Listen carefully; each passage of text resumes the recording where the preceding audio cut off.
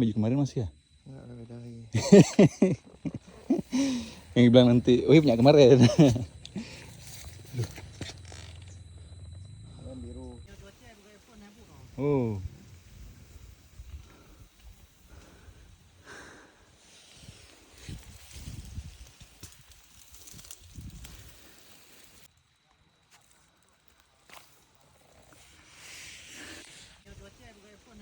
Oh.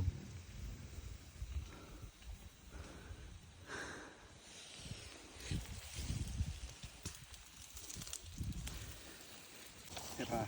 Kopi. Tak jadi hirap dia. Kalau menetak jadi.